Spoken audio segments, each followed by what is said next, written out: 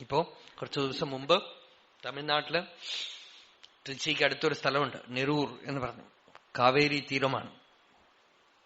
അവിടെ സദാശിവ ബ്രഹ്മേന്ദ്ര സ്വാമികളുടെ സമാധി സ്ഥലമാണ്. സ്വാമികൾ അങ്ങനെ ഒരു സ്ഥിതിയിലുണ്ടായിരുന്ന ആളാണ്. അദ്ദേഹം കാവേരി തീരത്തിൽ അവിടെ വന്ന് സമാധിയിൽ ഇരിക്കാൻ തന്നെ കാരണം അദ്ദേഹം ഇങ്ങനെ നടക്കും. മഹാപണ്ഡിതനായിരുന്നു. ഒരു കാലത്ത് വരുന്നവരോടൊക്കെ വാദിക്കും, വാദം ചെയ്ത് തോൽപ്പിക്കും. അപ്പൊ അദ്ദേഹത്തിന്റെ ഗുരു പരമശിവേന്ദ്ര സരസ്വതി എന്ന് പേര്. പരമശിവേന്ദ്ര സരസ്വതി ഒരു ദിവസം ശിഷ്യനെ വിളിച്ചിട്ട് ചോദിച്ചു, സദാശിവം, എത്ര കാലം നീ ഇങ്ങനെ ആളുകളോട് വാദവും ചെയ്തുകൊണ്ടും എല്ലാവരെയും തോൽപ്പിച്ചുകൊണ്ടും അവരെയൊക്കെ അടക്കി ഭരിച്ച് എത്ര കാലം ഇരിക്കാൻ പോണം, നീ ഒന്ന് വായടക്കില്ലേന്ന് ചോദിച്ചു അത്രേ. അന്നോട് സ്വാമികൾ മൗനമായി. സ്വാമികൾ പിന്നെ വളരെ കാലം മിണ്ടിയില്ല. കാവേരി തീരത്തിൽ ഒരു സ്ഥലത്ത് ഇരുന്നു കൊണ്ട് യോഗസാധനകളും അനേക ജ്ഞാനസാധനകളും ഒക്കെ അനുഷ്ഠിച്ച് തന്നെ മറന്നിരുന്നു. വളരെ ഉയർന്ന യോഗസിദ്ധനായി അവധൂതനായി. അപ്പോഴാണ് സദാശിവ ബ്രഹ്മേന്ദ്ര സരസ്വതി എന്ന് പേര് കൊടുത്ത്, വസ്ത്രവുമില്ല, കൗപീനം പോലും ഇല്ല, പൂർണ്ണ നഗ്നൻ. ഭാഗവതത്തില് ഋഷഭയോഗീശ്വരനൊക്കെ പറയണ പോലെ ആ കാവേരി തീരത്തിലൂടെ തന്നെ ഇങ്ങനെ നടന്നു കുറേ കാലം. ഒന്നും വർത്തമാനം പറയലില്ല, ഒന്നുമില്ല. സ്വാമികൾ കുറെ കാലത്തിന് ശേഷം ആ മൗനം ഇല്ലാതാക്കിയത് വേറെ രണ്ട് മഹാത്മാക്കൾ, ശ്രീധര അയ്യാവാൾ, നാമബോധേന്ദ്ര സരസ്വതി. ഇവ രണ്ടുപേരും பிரம்மேந்திராவை பாக்குறது தான். ஸ்ரீதர ஐயாவாள் சதாசிவ பிரம்மேந்திரர் கிட்ட சொல்றாராம்,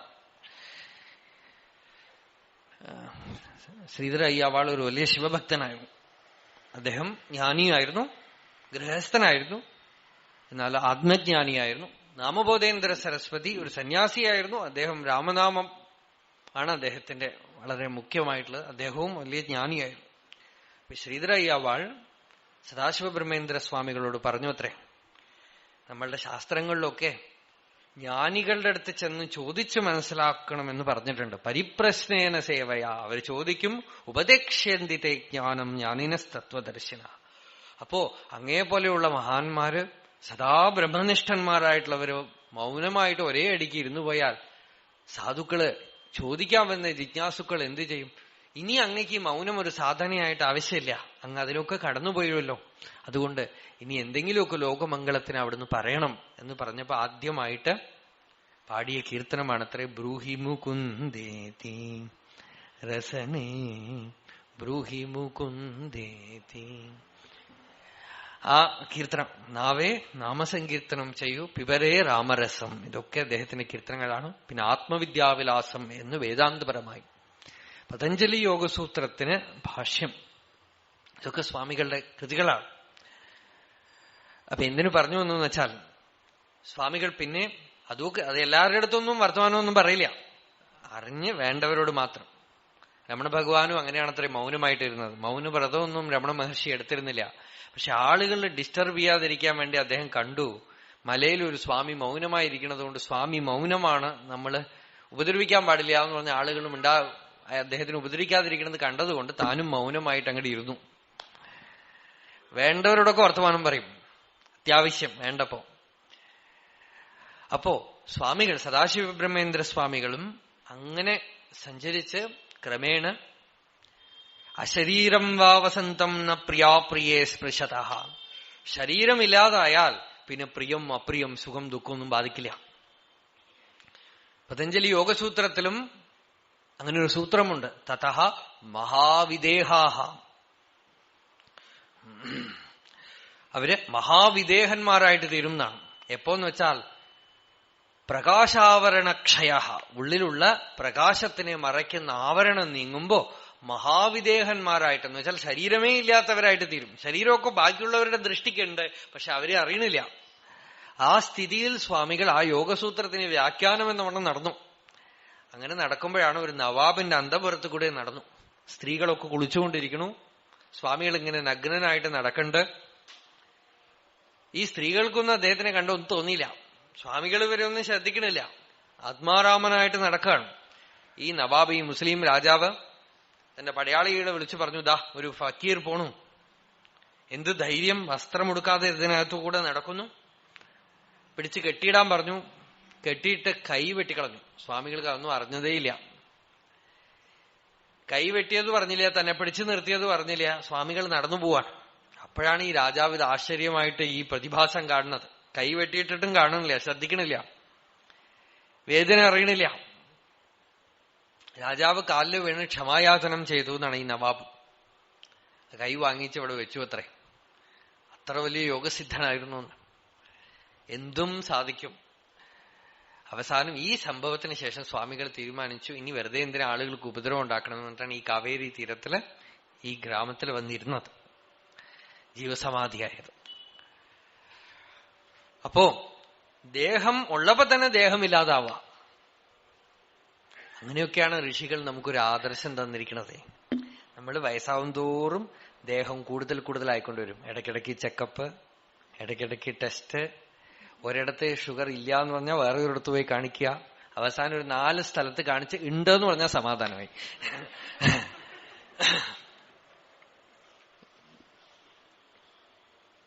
വയസ്സാവും തോറും ദേഹം കൂടിക്കൂടി വരിക. നമ്മളുടെ തലയിൽ കയറിയിരിക്കുകയാണ്. സാമർത്ഥ്യം ഉണ്ടെങ്കിൽ, ധീരത ഉണ്ടെങ്കിൽ ഇത് സാധിച്ചെടുക്കണം. സാധിച്ചെടുത്തില്ലെങ്കിൽ ഇതൊന്നും പ്രയോജനമില്ല. അതൊക്കെ എന്റർടൈൻമെന്റ്, അത്രയേ ഉള്ളൂ. വെറും തമാശകളി, വെറും സംഗീതം പോലെ ആവും. പാട്ട് കേൾക്കാം, ഒരു പെർഫോമൻസ്. അപ്പൊ അത്തരത്തിലുള്ള സ്ഥിതിയെ ലക്ഷ്യമായിട്ട് കാണണം. ഈ ലക്ഷ്യം മുമ്പിൽ വേണം. ആ ലക്ഷ്യം കണ്ടതുകൊണ്ട് മാത്രം ലക്ഷ്യത്തിൽ എത്തിയെന്നായില്ല. അത് എത്ര സുന്ദരമാണെങ്കിലും, എത്ര ഭാവന ചെയ്താലും ആ ലക്ഷ്യത്തിൽ അല്പമെങ്കിലും വന്നാൽ, ചിലർക്ക് അല്പമൊക്കെ ഇത് നമ്മൾ വിചാരിക്കണ പോലെ അല്ലെങ്കിലും പലതരത്തിലും മനുഷ്യരിൽ ഇതിനുള്ള ധൈര്യം കാണുന്നുണ്ട്. ചിലരൊക്കെ അവർ ആധ്യാത്മികം നമ്മൾ വിചാരിക്കുന്ന അർത്ഥത്തിൽ ആധ്യാത്മികമൊന്നും ആയിരിക്കില്ല, നമ്മൾ വിചാരിക്കുന്ന അർത്ഥത്തിലൊന്നും ആയിരിക്കില്ല. പക്ഷെ അവരിൽ എന്തോ ഒരു അവ്യക്ത ജ്ഞാനം പ്രവർത്തിച്ചിട്ട് വയസ്സാവുമ്പോ അവര് ശരീരത്തിനൊന്നും ഗണിക്കുകയില്ല. അതെങ്ങനെ ഇരിക്കണു, ഇരുന്നിട്ട് പോട്ടെ എന്ന്.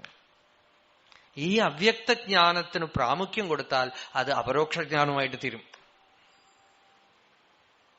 അല്ലാതെ ആർട്ടിഫിഷ്യലായി മെന്റലി വളർത്തിയെടുക്കാനല്ല പറയണത്. നമ്മളുടെ ഉള്ളിൽ ഉണ്ടത്, സാധാരണ ആളുകളിൽ പോലും കാണേണ്ടത്. അപ്പോ ആ ജ്ഞാനം ഭഗവാൻ ഉപദേശിച്ച് ആ ജ്ഞാനത്തിന് യോഗ്യതയില്ലെങ്കിൽ കർമ്മത്തിൽ നിന്നും തുടങ്ങുമെന്ന് പറഞ്ഞു. ഡയറക്റ്റായിട്ട് ആ ഉള്ളിൽ ഇരിക്കാൻ സാധിച്ചില്ലെങ്കിൽ, സ്ഥിതപ്രജ്ഞനാവാൻ കഴിഞ്ഞിട്ടില്ലെങ്കിൽ കർമ്മത്തിൽ നിന്നും തുടങ്ങൂ എന്ന് പറഞ്ഞിട്ടാണ് ആദ്യത്തെ അധ്യായം സാഖ്യയോഗം. ആദ്യത്തെ അധ്യായം എന്ന് വെച്ചാൽ 2ാമത്തെ അധ്യായം. അതായത് ഗീതയിൽ ഉപദേശത്തിലെ ആദ്യ അധ്യായം സാഖ്യയോഗം, 3ാമത്തെ അധ്യായം അതായത് 2ാമത്തെ അധ്യായം കർമ്മയോഗം. ഈ രണ്ടോടുകൂടെ ഭഗവത്ഗീത ശ്രീകൃഷ്ണ ഭഗവാന്റെ അഭിപ്രായത്തിൽ അവസാനിച്ചു, കഴിഞ്ഞു. ഒരു പ്രഭാഷണം കഴിഞ്ഞാൽ ആ വിഷയത്തിനെ എവിടുന്ന് കിട്ടിയെന്നും ഇതിനെ ആർക്കൊക്കെ പറഞ്ഞു കൊടുത്തിട്ടുണ്ടെന്നും ആർക്കൊക്കെ ഇതുകൊണ്ട് പ്രയോജനം ഉണ്ടായിട്ടുണ്ടെന്നും ഒക്കെ പറഞ്ഞ് അവസാനിപ്പിക്കലാണ് വഴി. ഒരു സമ്പ്രദായമാണ്. അങ്ങനെയാണ് ഈ 4ാമത്തെ അധ്യായം തുടങ്ങുന്നത്. ശരിക്കത് 4ാമത്തെ അധ്യായത്തിന്റെ ആരംഭമായിട്ടല്ല ശങ്കരാചാര്യ സ്വാമികൾ ഭാഷ്യത്തിൽ പറയണത്, 3ാമത്തെ അധ്യായത്തിന്റെ അവസാനത്തെ ശ്ലോകങ്ങളാണത് എന്നാണ്. എന്നുവെച്ചാൽ 3ാമത്തെ അധ്യായത്തോടുകൂടെ അവസാനിപ്പിക്കുകയാണ്. അവിടെ തീർക്കുകയാണ്. ഭഗവാൻ പറയേണ്ടത് പരിസമാപ്ത സമസ്ത വേദാർത്ഥ എന്ന്. സമസ്ത വേദാർത്ഥവും ഇവിടെ പരിസമാപ്തമായി എന്നാണ്. ഏതില്? ആദ്യത്തെ സാഖ്യയോഗത്തിലും കർമ്മയോഗത്തിലും കൂടെ സമസ്ത വേദാർത്ഥവും പരിസമാപ്തമായി കഴിഞ്ഞു. ഇനിയൊന്നും പറയാനില്ല. നമ്മൾ ശരിക്ക് 2ാം അധ്യായവും 3ാം അധ്യായവും പഠിച്ചാൽ വേദാർത്ഥം മുഴുവൻ അറിഞ്ഞു എന്നാണ് ശങ്കരാചാര്യരുടെ അഭിപ്രായം. സമസ്ത വേദാർത്ഥവും പരിസമാപ്തമായി. ആ പരിസമാപിച്ചു എന്ന് കാണിക്കാനാണ് ഈ 4ാം അധ്യായത്തിലെ ആദ്യത്തെ ശ്ലോകം. നോക്കാം. ശ്രീ ഭഗവാൻ ഉവാച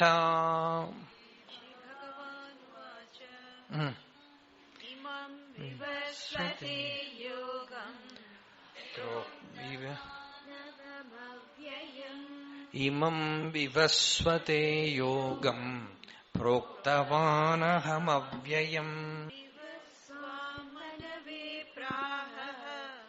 മനുരിക്ഷ്വാകവേ ബ്രവീത് വിവസ്വാൻമനവേ പ്രാഹ മനുരിക്ഷ്വാകവേ ബ്രവീത്. അവിടെ നിൽക്കട്ടെ. ഇമം വിവസ്വതേ യോഗം പ്രോക്തവാനഹം അവ്യയം. ഭഗവാന്റെ ആദ്യത്തെ സ്റ്റുഡന്റ്. ഭഗവാൻ ആദ്യമായി ഈ ബ്രഹ്മവിദ്യയെ സൂര്യന് ഉപദേശിച്ചു. അതുകൊണ്ടാണ് സൂര്യവംശം ചന്ദ്രവംശം എന്ന് ഭാഗവതത്തിൽ വംശാവലികൾ പറയണത്. 9ാമത്തെ സ്കന്ധം ചിലർക്കൊക്കെ ബോറടിക്കും ഭാഗവതത്തിൽ. ഇയാളുടെ മകൻ, ഇയാളുടെ മകൻ, ഇയാളുടെ മകൻ. നമ്മുടെ കേരളത്തിലൊരു സമ്പ്രദായമുണ്ട്, ഭാഗവത തീവണ്ടി എന്നാണ് പറയാ 9ാം സ്കന്ധത്തിന്. എന്താന്ന് വെച്ചാൽ തതസ്തത്സുത തത്സുത തതതത്സുത തത്സുത തതതത്സുത തത്സുത. തീവണ്ടി പോണ പോലെ ഇങ്ങനെ പോവും. അപ്പൊ 9ാം വംശാവലിയാണ്. ഇന്നാളുടെ മകൻ, ഇന്നാളുടെ മകൻ. എന്തിനാ ഇതൊക്കെ പറയണമെന്ന് തോന്നും. അത് രാജാക്കന്മാരുടെ കഥ പറയാനല്ല, സൂര്യവംശവും ചന്ദ്രവംശവും കീർത്തിക്കാനാണ്. സൂര്യവംശത്തിന് എന്താണ് വൈശിഷ്ട്യം എന്ന് വെച്ചാൽ ജ്ഞാനപ്രാമുഖ്യമുള്ള വംശമാണ്. ജ്ഞാനം ആ വംശത്തിൽ സൂര്യനിൽ നിന്നും വൈവസ്വത മനുവിലേക്കും, വൈവസ്വത മനുവിൽ നിന്നും ഇക്ഷ്വാകുവിലേക്കും, ഇക്ഷ്വാകുവിൽ നിന്നും തുടർന്ന് ആ രാജപരമ്പരയിൽ ശ്രീരാമനിലേക്കും, വസിഷ്ഠനിലൂടെ രാമനിലേക്കും. നമുക്ക് രാമായണത്തിൽ വാസിഷ്ഠം ചേർന്നാലേ രാമായണം പൂർണ്ണമാവുള്ളൂ. വാൽമീകി രാമായണം ഇപ്പൊ നമ്മൾ വിചാരിക്കണം വാൽമീകി രാമായണം 24,000 ശ്ലോകമാണെന്നാണ്. 24,000 ശ്ലോകം കൊണ്ടൊന്നും വാൽമീകി രാമായണം പൂർണ്ണമാവില്ല. രാമായണത്തിന് ഒരു അർത്ഥവുമില്ല. വാൽമീകിയുടെ രാമായണം മാത്രമായിട്ട് നമ്മൾ എടുത്ത് വായിച്ചാൽ ഒരർത്ഥവും കാര്യമായിട്ടില്ല. അതൊരു കഥ, അത്രയേ ഉള്ളൂ. അതിൽ ഈ രാമൻ എന്ത് വൈശിഷ്ട്യം? ഏതോ ഒരു രാജാവിന്റെ മകൻ അവതാരം എന്നുള്ളതുപോലെ അവിടെ ഇവിടെ എവിടെയോ കുറച്ചേ പറഞ്ഞുള്ളൂ. അതല്ലാതെ അതിന്റെ ഇടയിൽ വിട്ടുപോയ ഒരു ഭാഗമുണ്ട്. ആ വാൽമീകിയുടെ തന്നെ വചനം, ഭരദ്വാജന് വാൽമീകി പറഞ്ഞു കൊടുക്കുന്ന വചനം, മറ്റൊരു 32,000 ശ്ലോകം. ആ 32ഉം 24ഉം കൂടെ ചേർത്തിയാൽ 56,000 ശ്ലോകങ്ങളോടുകൂടെ ചേർന്നാലേ വാൽമീകി രാമായണം പൂർണ്ണമാവുള്ളൂ. അപ്പോഴേ വാൽമീകി രാമായണത്തിന് വല്ല അർത്ഥമുള്ളൂ. എന്തുകൊണ്ടാ ബാക്കിയുള്ളവരൊക്കെ വാൽമീകി രാമായണം വിട്ടുകളഞ്ഞത്? ഒന്ന് ചിന്തിക്കേണ്ടതാണ്. എഴുത്തച്ഛൻ വാൽമീകിയെ ഫോളോ ചെയ്തിട്ടില്ല. അതേപോലെ തുളസീദാസ് വാൽമീകിയെ ഫോളോ ചെയ്തിട്ടില്ല. തമിഴ്നാട്ടിൽ കമ്പൻ വാൽമീകിയെ ഫോളോ ചെയ്ത് എഴുതിയത് കൊണ്ട് ഭക്തന്മാരായിട്ടുള്ളവരാരും കമ്പരാമായണത്തിന് ആസ്വദിക്കില്ല. അത്ര കണ്ട് അത് കാവ്യമായിട്ടേ വെച്ചിട്ടുള്ളൂ. കവിയാണ് കമ്പൻ എന്നാണ്. കാശിക്ക് കമ്പൻ എന്നൊരു ചൊല്ലുണ്ട്. കാശിന് വേണ്ടി പാടിയത് അത്ര കമ്പൻ. എന്താ തുളസീദാസും എഴുത്തച്ഛനും ഒക്കെ അധ്യാത്മരാമായണത്തിനെയാണ് പിന്തുടർന്ന് എഴുതിക്കൊണ്ടുവന്നത്. അധ്യാത്മരാമായണം മുഴുവൻ ഈ വാസിഷ്ഠവും വാൽമീകി രാമായണവും കൂടെ കലർന്നതാ. അധ്യാത്മജ്ഞാന സമ്പന്നമാണത്. അപ്പൊ ജ്ഞാനസമ്പന്നമായ രാമായണമാണ്.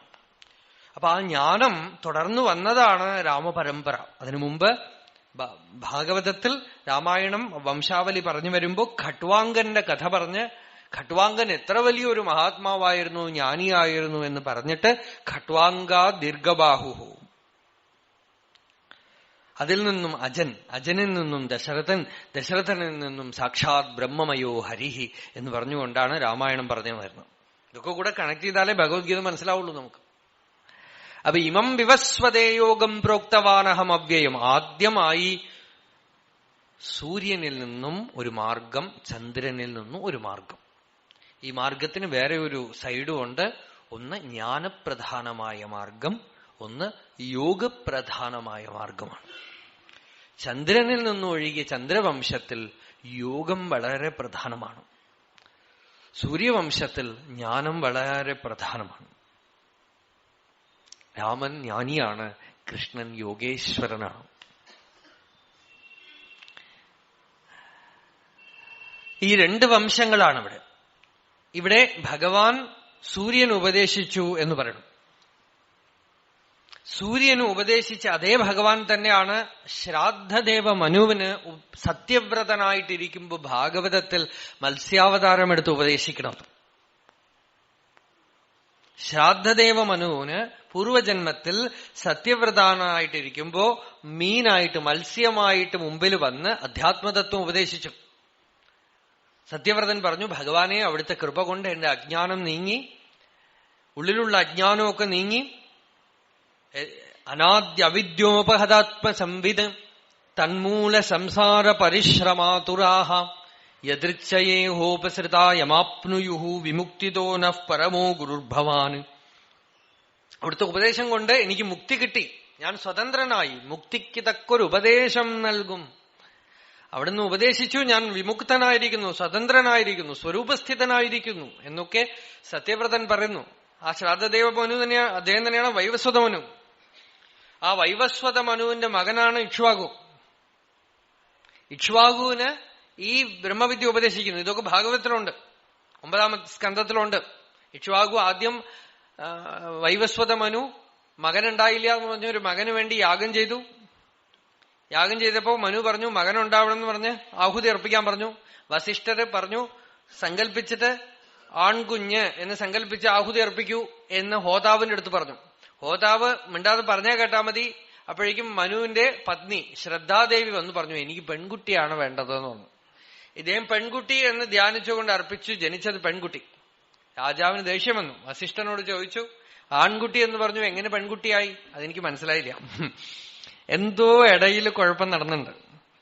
ഹോതാവിനോട് ചോദിച്ചു, ആൺകുഞ്ഞ് എന്ന് സങ്കല്പിച്ചോ പെൺകുഞ്ഞാണ് സങ്കല്പം, അതാണ് ഇപ്പൊ പെൺകുട്ടി ജനിച്ചിരിക്കുന്നത്. ശരി, ഒരു കാര്യം ചെയ്യാം. അദ്ദേഹം തപസ്സുകൊണ്ട് പെൺകുട്ടിയെ ആൺകുട്ടിയാക്കി മാറ്റി. ഇങ്ങനത്തെ ഏർപ്പാടുകളൊക്കെ അന്നും ഉണ്ടായിട്ടുണ്ടെന്ന് അർത്ഥം. എന്നിട്ട് വല്ല സമാധാനമുണ്ടോ?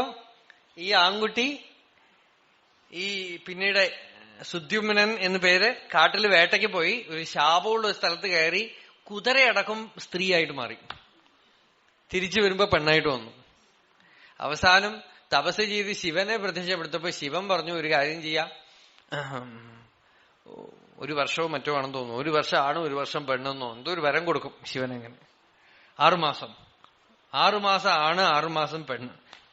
മഹാഗതികേടായി. ജനങ്ങളൊക്കെ കൂടെ അവസാനം സമരം ചെയ്യാൻ തുടങ്ങി. ഈ രാജാ പറ്റില്ല. അദ്ദേഹം കേസ് കൊടുക്കാൻ പോകുമ്പോ അവനായിരിക്കണു, കേസിന് വിധി വരുമ്പോ അവളായിരിക്കണു.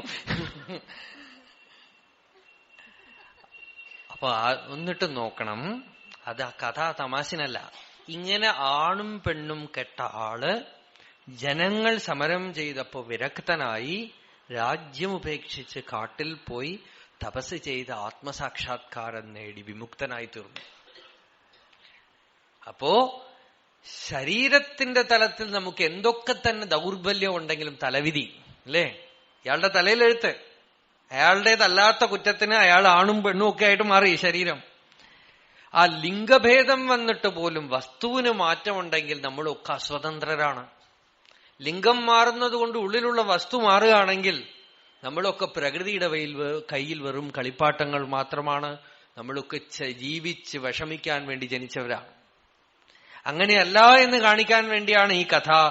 അതുകൊണ്ട് ഏറ്റവും ഇനി മോഡേണായി എന്തൊക്കെ തന്നെ മാറ്റം വന്നാലും മാറാതെ നിൽക്കുന്ന ഒരു മാർഗമേ നമുക്ക് രക്ഷയ്ക്കുള്ളൂ, ആത്മവിദ്യ എന്നുള്ളത്.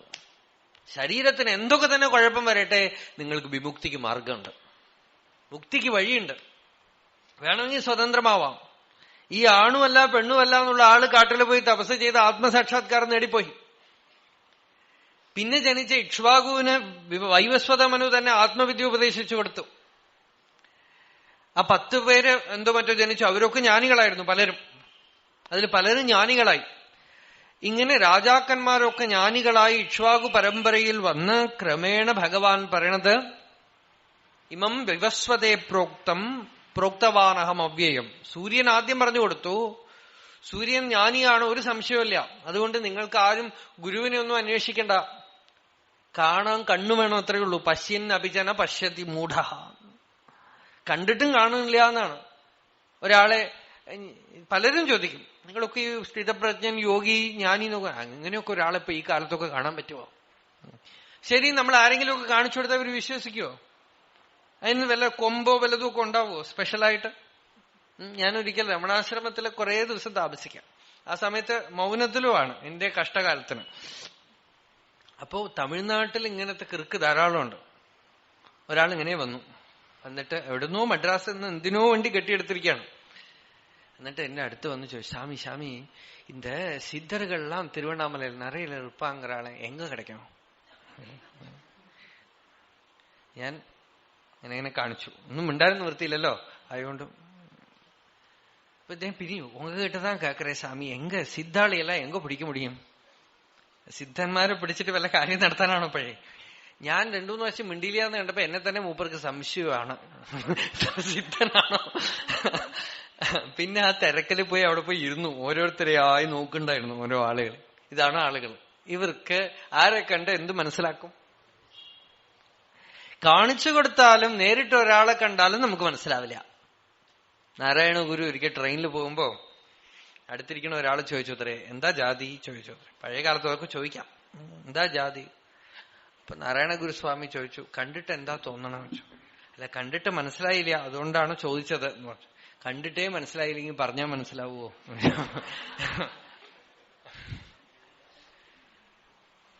കണ്ടിട്ട് മനസ്സിലായില്ലെങ്കിൽ പറഞ്ഞാൽ മനസ്സിലാവുമോ എന്നാണ്. അപ്പോ നമ്മൾ കാണുന്നു, കണ്ടാലും നമുക്കൊന്നും മനസ്സിലാവില്ല. നമ്മൾ ജ്ഞാനി എന്ന് വെച്ചാൽ എന്തോ ധരിച്ചിരിക്കാം.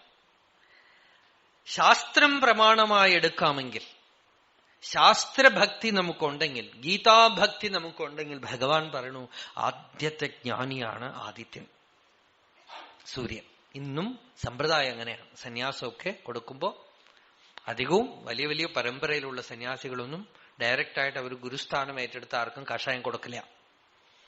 അവര് ആദിത്യനെ തന്നെ ഗുരുവായി വെച്ചുകൊണ്ട് സൂര്യനെ തന്നെ സാക്ഷിയായി നിർത്തിക്കൊണ്ടാണ് സന്യാസം കൊടുക്കുക. അദ്ദേഹം തന്നെയാണോ ഗുരു എന്നാണ്. എന്നുവെച്ചാൽ വേദം പോലും നഷ്ടപ്പെടുമ്പോ ആദിത്യനിൽ നിന്നുമാണ് വീണ്ടും ഉണ്ടായതെന്ന് ഭാഗവതത്തിലൊക്കെ കഥയുണ്ട്. സൂര്യനിൽ എല്ലാ ജ്ഞാനത്തിന്റെയും രഹസ്യമുണ്ട്. നിങ്ങൾക്കിപ്പോ ഈ പറയണതൊന്നും മനസ്സിലായിട്ടില്ലെങ്കിലും ആദിത്യനെ ഉപാസിക്കാമെങ്കിൽ, ആദിത്യനെ ധ്യാനിക്കാമെങ്കിൽ,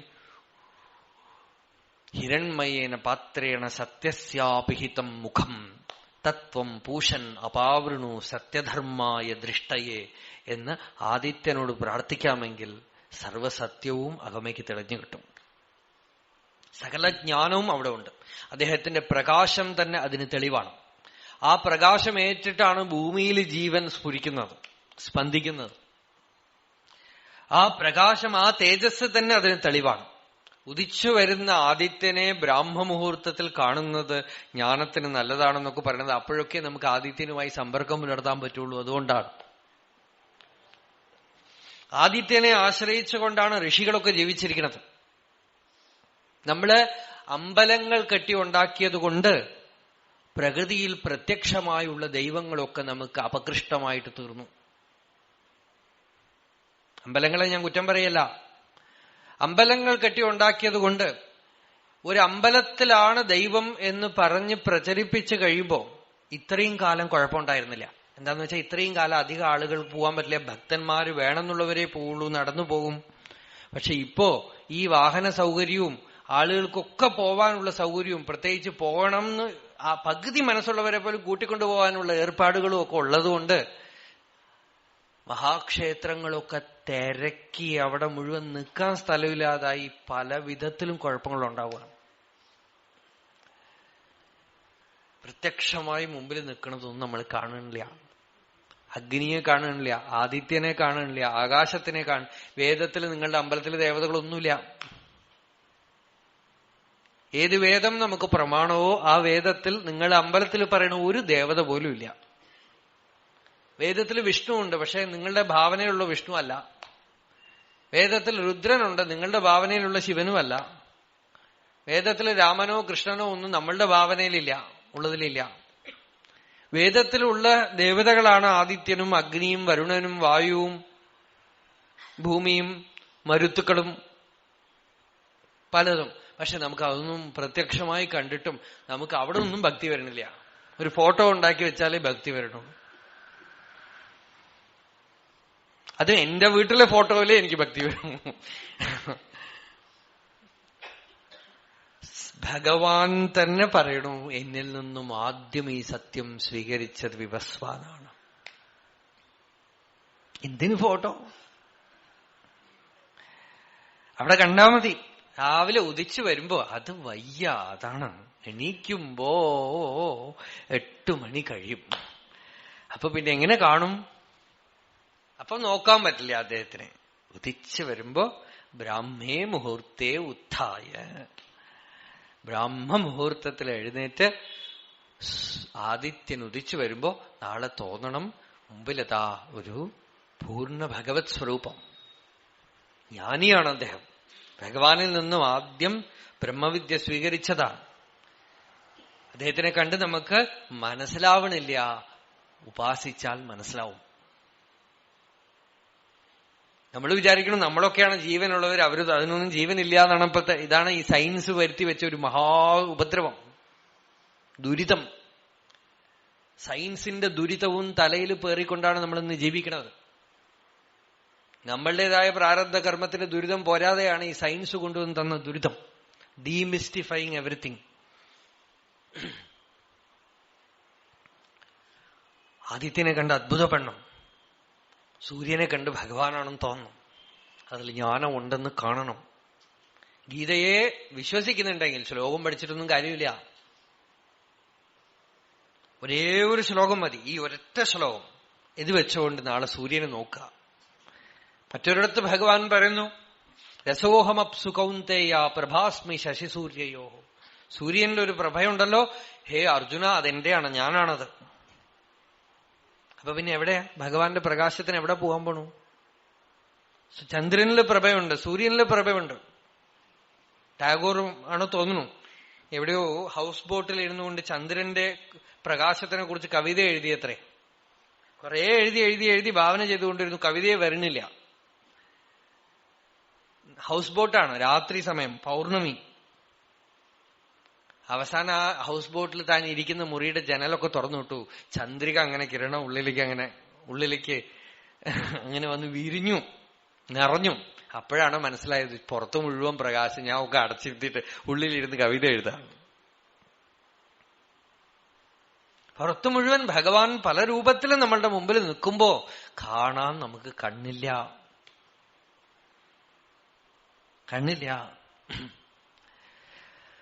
ആദ്യം ജ്ഞാനം ഉദിക്കുന്നത് ആ പൂർണ്ണ വസ്തുവിൽ നിന്നും ആദിത്യനിലേക്കാണ്. നമ്മളെ സംബന്ധിച്ച് ആദിത്യൻ വളരെ പ്രധാനമാണ്.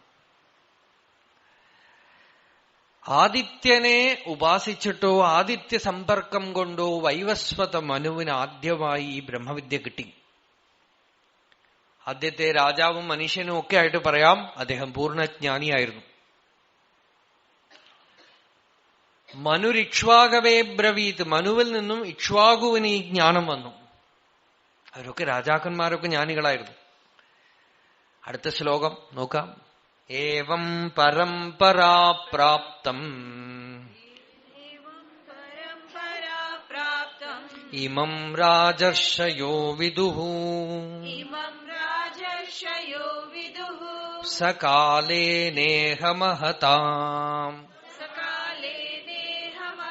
യോഗോ നഷ്ടഃ പരന്തപ. ഏവം ക്ഷത്രിയ പരമ്പരാപ്രാപ്തം ഇമം രാജർഷയഃ രാജാനശ്ച തേ ഋഷയഃ ച ഇതി തേ രാജർഷയഃ വിദുഃ. ഏവം പരമ്പരാപ്രാപ്തം, പരമ്പരയായി ഈ ജ്ഞാനം വന്നു. അത്ര ഒരു വിളക്കിൽ നിന്നൊരു വിളക്ക് കൊളുത്തുക, ഒരു വിളക്കിൽ നിന്നൊരു വിളക്ക് കൊളുത്തുക. ശ്രുതി പറയണു, ശരിക്ക് ജ്ഞാനനിഷ്ഠമായ പരമ്പരകൾ ഉണ്ടായിരുന്നു എന്നാണ്. ഋഷി വേദകാലത്തൊക്കെ ഈ വിദ്യ അറിഞ്ഞാൽ നാസ്യാ ബ്രഹ്മവിത്കുലേ ഭവതി എന്നാണ് മുണ്ടകോപനിഷത്ത്. ആ കുലത്തിൽ തന്നെ അബ്രഹ്മവിത്തായിട്ട് ഒരാൾ ഉണ്ടാവില്ല എന്നാണ്. ബ്രഹ്മത്തിനെ അറിയാത്തവൻ ആ കുലത്തിൽ ജനിക്കില്ല. അത്തരത്തിലുള്ള ജ്ഞാനികളുടെ പരമ്പരയായി ക്ഷത്രിയ പരമ്പരയെ കൊണ്ടുവന്നു. രാജാനശ്ച ഋഷയഃ ച, അവര് രാജാക്കന്മാര് മാത്രമായിരുന്നില്ല, ഋഷികളുമായിരുന്നു. എന്തുകൊണ്ട്? അവർക്ക് ഭരിക്കുന്നതിലോ അതിലുള്ള മോഹമൊന്നും അവർക്ക് ഉണ്ടായിരുന്നില്ല. അത് ധർമ്മമായിട്ട് ചെയ്തു. പ്രജാപാലനം പോലും ധർമ്മമായി ചെയ്തു. പക്ഷേ അവര് വലിയ പൃച്ഛകന്മാരായിരുന്നു,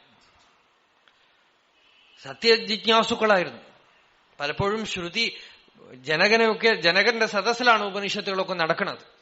അപ്പൊ അങ്ങനെയുള്ള രാജഋഷികൾ പരമ്പരയായി മനസ്സിലാക്കിക്കൊണ്ടുവന്ന ഈ വിദ്യ ക്രമേണ എന്തു പറ്റി എന്ന് വെച്ചാൽ, സ കാലേനേഹ മഹതാ, സ യോഗ കാലേന ഇഹ മഹതാ ദീർഘേണ വിച്ഛിന്ന സമ്പ്രദായ സംവൃത്ത.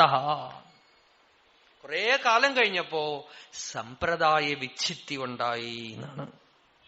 ഒരിടത്ത് വിളക്ക് വന്നു കഴിഞ്ഞാൽ എന്താവും? അവിടുന്ന് ഇവിടുന്നൊക്കെ പാറ്റകൾ വരും അല്ലെ? ഈ പാറ്റകൾ വരും, വിളക്കിൽ വീഴും, വിളക്കിന് ചുറ്റും പൊതിയും, കുറെ കഴിഞ്ഞാൽ എണ്ണയിലൊക്കെ വന്ന് വീഴും, എണ്ണയൊക്കെ അശുദ്ധമാവും. കുറെ കഴിയുമ്പോ പതുക്കെ ആ എണ്ണയും കുറെയൊക്കെ ദുഷിച്ചു കഴിയുമ്പോ ഈ തിരി പതുക്കെ താണുപോകും, വിളക്ക് കെട്ടുപോകും. അങ്ങനെ ഒരു പരിപാടിയുണ്ട്, കണ്ടിട്ടുണ്ടോ?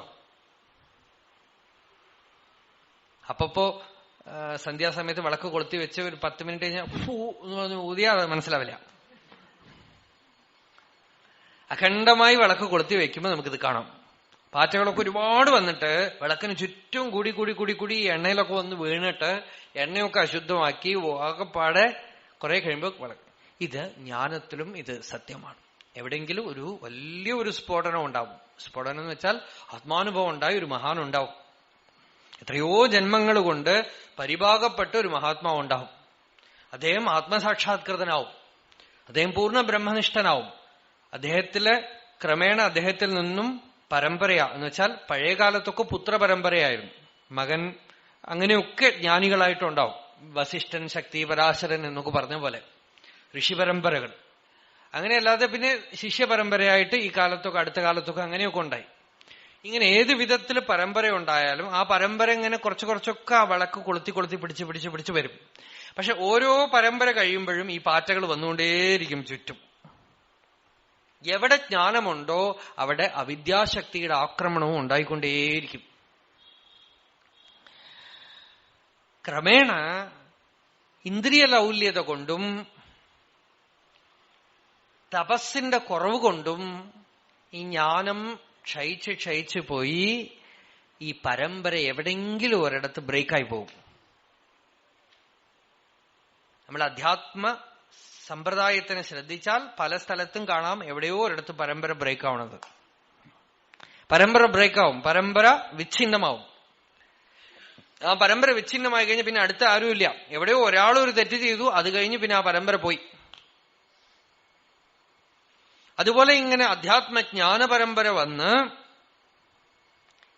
ഇമം രാജർഷയോ വിദുഹു സദീർഘേണ കാലേന യോഗോ നഷ്ട പരന്തപ.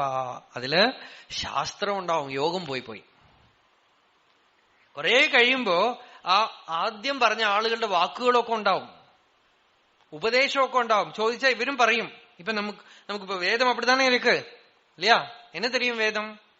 எத்தனை அழகா வேதம் சொல்றவாளுக்கும் கனாந்தம் வேதாத்தியனம் பண்ணினவாளும் என்ன யாஸ்க நிருக்தத்துல யாஸ்கன் சொல்ற மாதிரி பாரம் வைக்கிற அத்தாணிதான். அத்தாணிக்கு பாரம் தூக்குறதே தவிர அந்த அத்தாணிக்கு இந்த பாரத்துக்குள்ள என்ன இருக்குன்னு தெரியாது. சந்தனம் தூக்குற கழுத மாதிரி தான், அதுக்கு ஒன்னும் சுகந்தம் தெரியாது. அந்த மாதிரி எத்தனை கனா யாரையும் குத்தம் சொல்றதில்ல. ஏன்னா நமக்கு வேதத்தை எப்படி തുറക്കണമെங்கிற ചാവിയെ നമ്മ കയ്യിലേ ഇല്ലേ. വലിയ വലിയ ഋഷികൾ അരബിന്ദോ വേദത്തിന് എന്തൊക്കെയോ അർത്ഥം പറയണു. സീക്രട്സ് ഓഫ് വേദാസ് എന്ന് പറഞ്ഞിട്ട് സോമരസം എന്ന് വെച്ചാൽ ഉള്ളിലുള്ള ഉണ്ടാവുന്ന ആനന്ദമാണെന്നും ഇന്ദ്രൻ മനസ്സിന്റെ അതിദേവതയാണെന്നും എന്നുള്ള ഈ സൂചനയൊക്കെ വെച്ചുകൊണ്ട് അഗ്നി എന്ന് വെച്ചാൽ ചിത്ശക്തിയാണെന്നും ഈ സൂചനകൾ, ഈ സങ്കേതങ്ങൾ വെച്ചുകൊണ്ട് എല്ലാ വേദമന്ത്രങ്ങളെയും അവിഛിന്നമായിട്ട് കണ്ടാലേ വേദത്തിന് പ്രയോജനം ഉണ്ടാവുള്ളൂ എന്നാണ് അത്ര അരബിന്ദോവിന്റെ അഭിപ്രായം. അങ്ങനെയൊന്നും നമുക്ക് വേദം കാണാൻ വഴിയില്ല. എന്തുകൊണ്ട് പോയി? യോഗോ നഷ്ടപരന്തപ. യോഗം പോയി. യോഗം എന്തുകൊണ്ട് പോയി? അജിതേന്ദ്രിയാൻ പ്രാപ്യ യോഗോ നഷ്ട. ആചാര്യസ്വാമികളുടെ ഭാഷ്യം അങ്ങനെയാണ്. ദുർബലാൻ അചിതേന്ദ്രിയാൻ പ്രാപ്യ നഷ്ടം യോഗം ഇമം ഉപലഭ്യ ലോകം ച അപുരുഷാർത്ഥ സംബന്ധിനം. അതാണ് ബ്യൂട്ടിഫുൾ. എന്തുകൊണ്ട് ഈ യോഗം നഷ്ടമായി എന്ന് വെച്ചാൽ, എന്തുകൊണ്ട് ഈ അർത്ഥമൊക്കെ നമുക്ക് നഷ്ടപ്പെട്ടു പോയി എന്ന് വെച്ചാൽ, അപുരുഷാർത്ഥ സംബന്ധിനോയം ലോകഃ. പുരുഷാർത്ഥത്തിനോട് സംബന്ധമില്ല എന്നാണല്ലോ നമ്മളുടെ സൊസൈറ്റി. നോക്കൂ, ഇപ്പോ നമുക്ക് ഈശ്വര സാക്ഷാത്കാരം, ഈശ്വരൻ എന്നൊന്നും ഗവൺമെന്റിൽ വല്ല നിയമമുണ്ടോ? ഇല്ല അല്ലെ? പൂർവ്വകാലത്ത് രാജാക്കന്മാർക്ക് രാജ്യഭരണവും രാജ്യസംബന്ധവും ഒക്കെ തന്നെ ഓരോ ജീവനും പരമപുരുഷാർത്ഥ ലക്ഷ്യം എന്ന് വെച്ചുകൊണ്ട് സംബന്ധമായിരുന്നു അത്രേ. നമുക്കിപ്പോ അത് പറയാൻ പറ്റുമോ? നമ്മൾ വിഡ്ഢികളായിട്ട് പോകും. അതൊക്കെ ബാലിശവും ഇപ്പൊ സെക്കുലറിസവും എന്തെങ്കിലുമൊക്കെ പറഞ്ഞിട്ടാണ്. അപ്പൊ ലോകോയം അപുരുഷാർത്ഥ സംബന്ധിയ. പുരുഷാർത്ഥ സംബന്ധമില്ലാത്ത സമൂഹഘടന, സമൂഹത്തിൽ ഇതൊന്നും ലക്ഷ്യമല്ല. ഇപ്പൊ തന്നെ നോക്കിക്കഴിഞ്ഞാൽ ഒരു സ്കൂളിൽ ഒരു കുട്ടി ജനിച്ചാൽ എത്ര വലിയ വേദപരമ്പരയിലാണെങ്കിലും ആ കുട്ടിക്ക് ഈ പരമപുരുഷാർത്ഥത്തിന് ആ കുട്ടിക്ക് വഴി കാണിച്ചു കൊടുക്കണമെന്ന് ആരെയും പറയോ? ആരും പറയില്ല. അത് വെറും നാണക്കട. അങ്ങനെയൊക്കെ പറഞ്ഞാൽ നമ്മളെ എന്ത് വിചാരിക്കും ആളുകള്? അതൊക്കെ വേണം. എന്റെ കുട്ടി ഗീത പഠിക്കുന്നുണ്ട്, ദേ ആർ ടീച്ചിങ് ഭഗവത്ഗീത എന്ന് പറയും, ശ്ലോകമൊക്കെ പറയും. ആ കുട്ടി തുടങ്ങും പാർത്ഥായ പ്രതിബോധിതം തുടങ്ങും. എന്തിനാത്? വെറുതെ കാണിച്ചു കൂട്ടാനായിട്ട്. അതിന് യോഗമില്ല. അതില് വെറും ശബ്ദജാലം മാത്രമേ ഉള്ളൂ, കുറെ ശബ്ദം മാത്രമേ ഉള്ളൂ. അതിൽ യോഗമില്ല. യോഗോ നഷ്ടപരന്തവ. യോഗം നഷ്ടമാവണത് പുരുഷാർത്ഥ സംബന്ധം. പുരുഷാർത്ഥ സംബന്ധം ഒരാൾക്കുണ്ടെങ്കിൽ അയാൾ ഗീതയും പഠിച്ചിട്ടില്ലെങ്കിലും ഭാഗവതം പഠിച്ചിട്ടില്ലെങ്കിലും വേദാധ്യയനം ചെയ്തിട്ടില്ലെങ്കിലും യോഗം ഉണ്ടാവും. ഒരു പുരുഷാർത്ഥ സംബന്ധവും വേണ്ട, ഒരു ശാസ്ത്ര പഠനവും വേണ്ട. ഈ പുരുഷാർത്ഥ സംബന്ധം ഉണ്ടെങ്കിൽ, എന്ന് വെച്ചാൽ പുരുഷാർത്ഥ സംബന്ധം എന്ന് വെച്ചാൽ ഞാൻ ധർമ്മം ചെയ്യുന്നതും ഞാൻ പണം സമ്പാദിക്കുന്നതും വിവാഹം മുതലായിട്ടുള്ള ആഗ്രഹ സമ്പൂർത്തി ചെയ്യുന്നതും ഒക്കെ തന്നെ ക്രമേണ ശുദ്ധമായി ഭഗവത് പ്രാപ്തി നേടാനാണ്. ഇതിനൊക്കെ മേലെ ഒരു ലക്ഷ്യം എനിക്കുണ്ട് എന്ന് അറിഞ്ഞ ആളാണ് പുരുഷാർത്ഥ സംബന്ധി. സന്യാസികൾക്ക് പോലും ഇപ്പൊ ഇതില്ല. സന്യാസികൾ പോലും പ്ലേയിങ് ഫോർ ദ ഗാലറി എന്ന് പറയണ പോലെ ലോകത്തിലുള്ള ഗവൺമെന്റ് മന്ത്രിമാരും സമൂഹത്തിൽ ഉന്നത നിലയിലുള്ള ആളുകളും ഒക്കെ ഞാൻ ചെയ്യുന്നത് വലിയ കാര്യമാണെന്ന് അപ്ലോസ് ചെയ്യണം എന്ന് പറഞ്ഞ് തന്റെ സന്യാസധർമ്മവും ഉപനിഷത്തും ഗീതയും അതൊക്കെ അവർക്ക് പറ്റിയ രീതിയിൽ എങ്ങനെ മാറ്റിയാലാണ് അവരുടെ കയ്യടി കിട്ടുക എന്ന് നോക്കുമ്പോ സന്യാസം പോലും അപുരുഷാർത്ഥ സംബന്ധിയായിട്ട് പോകും. നേരെ മറിച്ച് ഒരു ബാർബറാണെങ്കിലും ശരി, കശാപ്പ് കടക്കാരനാണെങ്കിലും ശരി, എന്റെ തലയിലെടുത്ത് ഞാൻ ഈ ജോലി ചെയ്യണു, ഭഗവത് പ്രാപ്തിയാണ് ലക്ഷ്യമെന്ന് കരുതിയാൽ അവൻ ഈ സന്യാസിയെക്കാളും പുരുഷാർത്ഥ സംബന്ധമുള്ളവനായിട്ട് പോകും. ഭഗവാൻ പറയണത് ഒരു ജീവനെ മറ്റൊരു ജീവനിൽ നിന്നും ഉയർന്നവനാക്കുന്നത് അവൻ ചെയ്യുന്ന തൊഴിലല്ല, അവൻ പഠിച്ചിട്ടുള്ള പഠിപ്പുമല്ല, അവന്റെ ലക്ഷ്യബോധമാണ്, പുരുഷാർത്ഥ സംബന്ധമാണ്. പുരുഷാർത്ഥ സംബന്ധം ഉണ്ടെങ്കിൽ അവൻ എത്ര നീചകുലത്തിൽ ജനിച്ചവനാണെങ്കിലും എന്തു പണി ചെയ്യുന്നവനാണെങ്കിലും ക്ഷിപ്രം ഭവതി ധർമാത്മാ ശശ്വത് ശാന്തിം നിഗച്ഛതി കൗന്ദേയ പ്രതിജാനീഹി നമേ ഭക്ത പ്രണശ്യതി. അവനാണ് ഭക്തൻ. അവൻ ക്ഷിപ്രം ധർമാത്മാവായിട്ട് പെട്ടെന്ന് തീരുകയും പരമശാന്തി നേടുകയും ചെയ്യും. നേരെ മറിച്ച് പുരുഷാർത്ഥ സംബന്ധമില്ലാത്തവൻ അമ്പലത്തിൽ പൂജ ചെയ്താലും, അവൻ യോഗ ടീച്ചറായിട്ടിരുന്നാലും, ഭഗവത്ഗീത ടീച്ചറായിട്ടിരുന്നാലും, ഉപനിഷത്ത് ടീച്ചറായിട്ടിരുന്നാലും, വേദിക് ടീച്ചറായിട്ടിരുന്നാലും അയാൾ പുരുഷാർത്ഥ സംബന്ധമില്ലെങ്കിൽ വെറും ഭോഗി മാത്രമാണ്, യോഗിയാവില്ല. അപ്പൊ യോഗം നഷ്ടമാവണത് അങ്ങനെയാണ്. കാസറ്റ് ഇപ്പൊ വേദം പഠിക്കണ്ടല്ലോ, യജുർവേദം മുഴുവൻ കാസറ്റില് CD-യിലുണ്ട്, ഇപ്പൊ കിട്ടും. CD player ഋഷിയാവോ?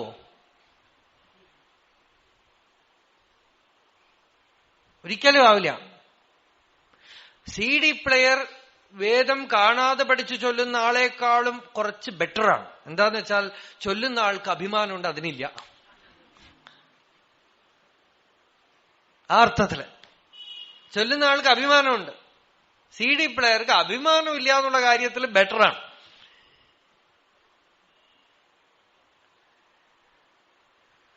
അപ്പോ പുരുഷാർത്ഥ സംബന്ധം വേണം. എന്നാൽ നമ്മൾക്ക് ഇതൊക്കെ പ്രയോജനപ്പെടും. പുരുഷാർത്ഥ സംബന്ധം വരുമ്പോഴേ നമ്മൾ ചെയ്യുന്ന കാര്യം ഉപാസനയാവുള്ളൂ. ആ പുരുഷാർത്ഥ സംബന്ധം നഷ്ടപ്പെട്ടു പോയതുകൊണ്ട് യോഗം നഷ്ടമായി. യോഗം നഷ്ടമായതുകൊണ്ട് രാജാക്കന്മാർക്ക് ധർമ്മമില്ലാതായിട്ട് തീർന്നു. ധർമ്മമില്ലാതായിട്ട് തീർന്നത് കൊണ്ട് നിങ്ങളെപ്പോലെയുള്ളവരൊക്കെ ഇതാ ഇവിടെ കുരുക്ഷേത്ര ഭൂമിയിൽ വന്ന് നിൽക്കുന്നു. മാംസപിണ്ഡത്തിന് വെട്ടിയിട്ടിട്ട് 100 എണ്ണത്തിന് ഉണ്ടാക്കിയതാ മുമ്പിൽ കൊണ്ടുവന്ന് നിർത്തിയിരിക്കണു. ഒരുവിധ ധർമ്മബോധമില്ലാതെ ചൂത് കളിച്ച് രാജ്യം നഷ്ടപ്പെടുത്തിയിട്ട് ചൂത് ധർമ്മമാണെന്ന് ധരിച്ച ഒരു ധർമ്മപുത്രർ, അയാളുടെ ധർമ്മത്തിനെ കുറിച്ചുള്ള ജ്ഞാനം അത്ര കണ്ടുണ്ട്. അങ്ങനെയുള്ള ആളുകളൊക്കെ വട്ടം കൂടി ഈ ഭൂമിയിൽ നിൽക്കാൻ കാരണം യോഗോ നഷ്ടപരന്തവ. യോഗം നഷ്ടമായതുകൊണ്ടാ. യോഗമില്ല അവിടെ. എന്നാ ഒരു യോഗിയല്ലേ? ദ്രോണാചാര്യർ തന്റെ മകൻ മരിച്ചു എന്ന് കേട്ടപ്പോ രഥത്തിൽ നിന്ന് ഇറങ്ങി പത്മാസനത്തിൽ ഇരുന്ന് യോഗത്തിൽ ശരീരവും അത്ര കണ്ട് ടെക്നിക്ക് കയ്യിലുണ്ട്. പക്ഷെ യോഗിയെ ഭഗവാൻ പറഞ്ഞ യോഗിയല്ല എന്നാണ്. എന്താന്ന് വെച്ചാൽ വേണ്ടത് എന്താന്ന് അറിഞ്ഞില്ല. അത് അറിഞ്ഞുവെങ്കിൽ ഇദ്ദേഹം ഈ ബ്രാഹ്മണന്റെ കുലത്തൊഴിൽ വിട്ടിട്ട് ഇവിടെ യുദ്ധത്തിന് വന്ന് നിൽക്കില്ല. യോഗോ നഷ്ട പരന്തപ. ഭീഷ്മരെ എല്ലാരെയും വെച്ചുകൊണ്ടാണ് ഭഗവാൻ പറയണത് യോഗോ നഷ്ട പരന്തപ. ഇമം വിവസ്വതേ യോഗം പ്രോക്തവാനഹം അവ്യയം വിവസ്വാൻ മനവേ പ്രാഹ മനുരിക്ഷ്വാകവേ ബ്രവീത്. കുറച്ചു പേർക്കൊക്കെ ഈ രാമായണകാലം രാമൻ വരെയൊക്കെ ഒരുപക്ഷെ ഈ യോഗം ഉണ്ടായിരുന്നിട്ടുണ്ട്. അതൊക്കെ കഴിഞ്ഞു കുറെ കഴിയുമ്പോ ഹേ അർജുന, യോഗം നഷ്ടമായി. യോഗം നഷ്ടമായാൽ ധർമ്മം പോയി പോകും. യോഗമാണ് ധർമ്മത്തിന്റെ സെന്റർ. ആര് യോഗിയായിരിക്കുന്നുവോ അവനിൽ നിന്നും സഹജമായി വരുന്ന പ്രവൃത്തികളൊക്കെ ധാർമ്മികമായിരിക്കും. യോഗി അല്ലാത്തവന്റെ പ്രവൃത്തിയൊക്കെ അധാർമികമായിരിക്കും. അതുകൊണ്ട് യോഗികളല്ലാത്ത ആളുകൾ ഉണ്ടായതുകൊണ്ടാണ് ധർമ്മം ക്ഷയിച്ചു പോയത്. അതുകൊണ്ടാണ് ഈ കുരുക്ഷേത്ര യുദ്ധം തന്നെ സംഭവിച്ചിരിക്കുന്നത്. ഈ രാജാക്കന്മാര് മുഴുവൻ രാജാനശ്ച പ്രജാഭക്ഷാഹ എന്നാണ്, പ്രജകളെ ഭക്ഷിക്കുന്നവരായി തീർന്നിരിക്കുന്നത്. അതുകൊണ്ട് അർജുന സയേവായം യോഗ അന്ന് പ്രകാശിപ്പിച്ച. അതുകൊണ്ട് ആ യോഗം നഷ്ടമായി എന്നൊന്നുമില്ല. വീണ്ടും വീണ്ടും അത് പൊട്ടിമുളയ്ക്കും. എപ്പോഴെപ്പോ യോഗം നഷ്ടമാവിടുമോ, എപ്പോഴെപ്പോ ലോകത്തിന് ധർമ്മത്തിന്റെ പാത അറിയാതെ എങ്ങനെ പരമപുരുഷാർത്ഥം നേടുമെന്ന് അല്പം കുറച്ചുപേരെങ്കിലും പെടഞ്ഞുകൊണ്ടിരിക്കുന്നു, അപ്പൊ ഭഗവാൻ ഏതെങ്കിലും രൂപത്തിൽ ആവിർഭവിച്ച് പുതിയൊരു പരമ്പര തുറന്നുവിടും. പ്രകൃതിയുടെ നിയമമേ അങ്ങനെയാണ്. പുതിയ പുതിയ പരമ്പര തുറന്നുവിടും. എവിടെയെങ്കിലും ഒരു സോഴ്സിൽ നിന്ന് വെള്ളം വരും. വെള്ളം കിട്ടാതെ വിഷമിക്കുമ്പോ എവിടെയെങ്കിലും ഒരു സോഴ്സിൽ നിന്ന് വെള്ളം വരുന്ന പോലെ ഏതെങ്കിലും അപ്രതീക്ഷിതമായ സ്ഥലത്തു നിന്നായിരിക്കും അധികവും വരുന്നത്. അതാ ഞാൻ വന്നിരിക്കണു, യോഗോ, ഞാനിതാ നിനക്ക് അതേ യോഗത്തിനെ നിനക്ക് തരാനായിട്ടാണ് ഞാൻ വന്നിരിക്കണത്. സയേവായം മയാതേദ്യ യോഗ പ്രോക്ത പുരാതന ഭക്തോസിമേ സഖാചേതി രഹസ്യം ഹി ഏതത് ഉത്തമം. ഉത്തമമായി ഈ രഹസ്യത്തിനെ നീ എന്റെ ഭക്തനായതുകൊണ്ടും എന്റെ സഖാവായതുകൊണ്ടും തനിക്ക് ഞാൻ പറഞ്ഞു തരാനായിട്ട് വന്നിരിക്കുകയാണ്. ഭക്തൻ, സഖ, ഇത് രണ്ടെണ്ണം ഉണ്ടെങ്കിൽ രഹസ്യം പ്രകാശിക്കും. ഈ മൂന്ന് വാക്കും വളരെ പ്രധാനമാണ്. ഭക്തൻ, സഖ, രഹസ്യം. ഈ രഹസ്യം എന്നുള്ളത് ഈ ഭക്തനും സഖാവുമായ ആൾക്കെ പറഞ്ഞു കൊടുക്കാൻ പറ്റുമോ? അതിന് കാരണം ഭക്തൻ സഖാവായാൽ എന്തെങ്കിലും പാർഷ്യാലിറ്റി ഉണ്ടായതുകൊണ്ട് പറഞ്ഞു കൊടുക്കല്ല. ഭക്തനും സഖാവും ആവുമ്പോ പറഞ്ഞു കൊടുക്കുന്ന ആൾക്കും കേൾക്കുന്ന റിസീവിംഗ് പേഴ്സണും തമ്മിൽ നടുവിലൊരു പാലം ഉണ്ടാകും. ആ പാലം കണ്ണിന് കാണാവുന്ന പാലമല്ല, വാക്കുകൊണ്ട് പറയാവുന്നൊരു പാലമല്ല. അത് എല്ലാത്തിനേക്കാളും പ്രബലമായ ഹൃദയബന്ധമാണ്. അവിടെ ഒരുപക്ഷെ വാക്കുകളൊന്നും ഇല്ലാതെ തന്നെ ജ്ഞാനം കൈമാറപ്പെടും. അതുകൊണ്ടാണ് രഹസ്യം എന്ന് പറഞ്ഞത്. പറഞ്ഞു കൊടുത്തിട്ട് മനസ്സിലാവാത്തത് കൊണ്ടും കൂടിയാണ് രഹസ്യം എന്ന് പറഞ്ഞത്. പറഞ്ഞാൽ അത്ര കണ്ട് മനസ്സിലാവില്ല.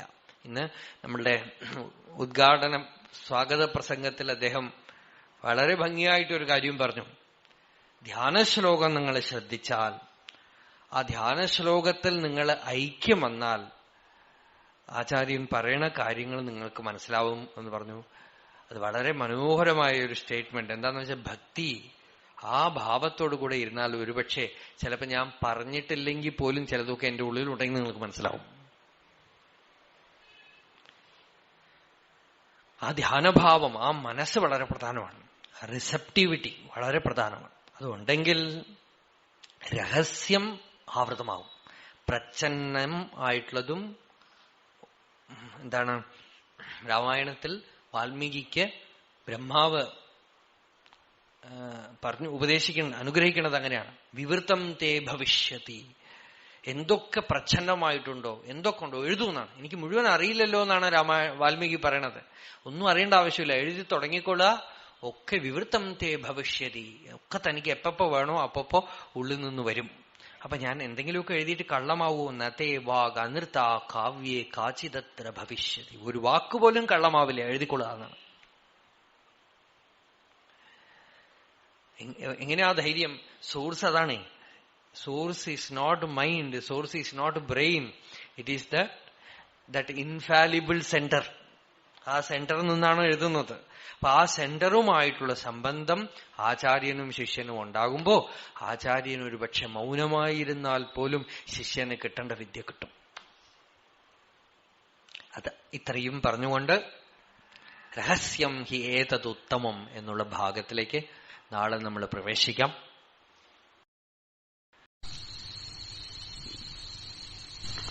സർവേപി സുഖിനഃ സന്തു സർവേ സന്തു നിരാമയാഃ സർവേ ഭദ്രാണി പശ്യന്തു മാ കശ്ചിത് ദുഃഖഭാഗ് ഭവേത്. യതോ മമാത്മാ ഭവസി ത്വമേവ തതോ ന വാച്യം മമ കിഞ്ചിദസ്തി. യഥാ തവേഷ്ടം കുരു മാം തഥൈവ ത്വാം ആത്മനാഥം രമണം ഭജാമി.